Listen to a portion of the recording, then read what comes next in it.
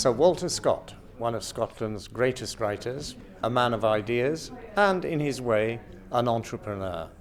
Good morning. I'm Magnus Linklater, and today we're here in the Royal Society of Edinburgh for the latest in our Times business forums.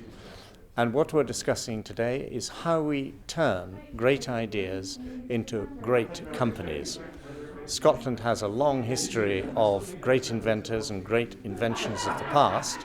What it's perhaps less good at is building those ideas into world-class companies.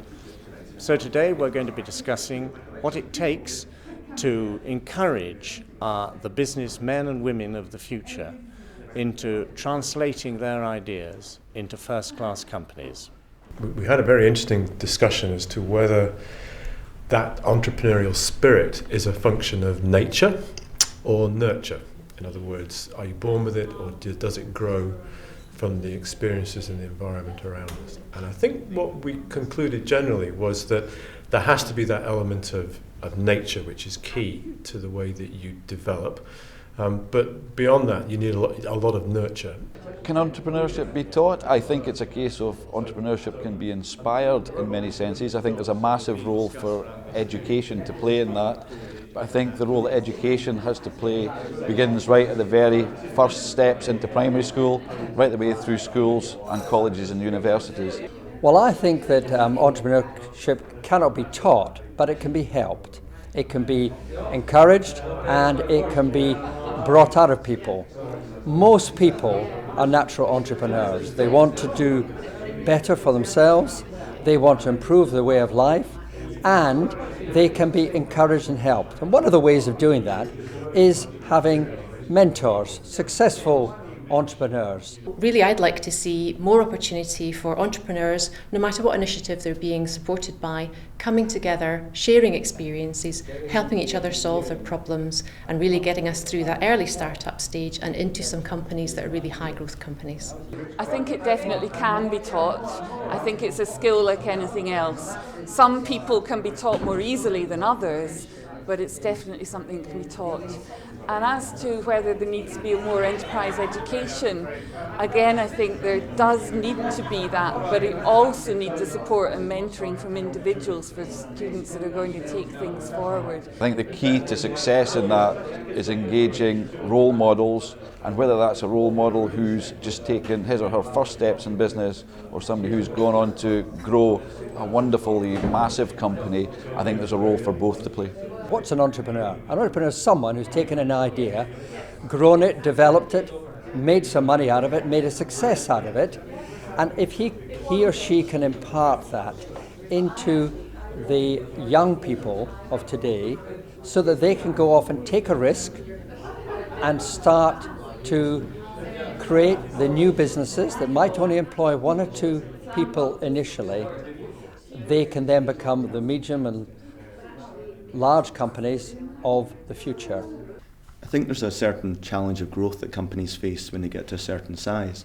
And in particular, once a company reaches a size where it has a critical mass to try and move forward into global expansion, it has to make a decision as to whether it tries to go it alone or whether they should try and sell the company to a bigger entity and use that as a medium to go forward.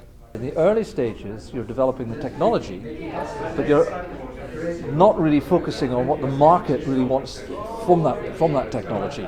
So there's an interaction between yourself and the market that has to take place, which is actually very difficult. And many companies do the technical bit very well, but they don't get on to do this, actually the commercial side, which is getting a product that the marketplace really wants. And that needs an extra development in terms of the company with product marketing, more commercial understanding of competitors, that type of thing. A lot of the great inventions that we've been responsible for, like telephone, television, discovery of antibiotics, that's many, many years ago. The question is, are we still inventing at that same level? And I would say that we're probably not. And I think to some degree we do focus a lot on the fact that we're apparently not that great at creating entrepreneurs and creating wealth. To some degree that may not be strictly speaking true, because if we're not generating the inventions at the same level anymore, how can we possibly go on to create companies based upon that? Maybe we need to get back to our roots and be more creative and actually generating high quality products as well. I'm not sure that true entrepreneurship can be taught, but I do believe if you can provide a framework of entrepreneurial thinking that can positively influence people to set up their own business, I think the sheer logic of setting up a business, the management skills, etc., that can be taught, and I think we've got some good networks and frameworks provided for that. I think that entrepreneurs can be taught to a certain extent. I think some of them will be always more natural than others. However, I think there is a great degree to what our educational institutions, schools and universities can help. They can help them with practical skills on how to talk to the market, how to talk to their customers, how to build their relationship, how to build a team. And I think our entrepreneurs will be able to go to a certain way. Not all of them will be CEO of multinationals, but I think for a small business, absolutely. There's an internal aspect, the passion, the vision. I think that comes from the individual themselves, the willingness to want to actually do something. I don't necessarily believe that that can be taught. I think the other thing that example of other people's example can give you is the ability to not be afraid to fail. I think that was an important thing. And if you can encourage people to have an attitude of how hard can it be in order to develop your idea and to have a go, that's key.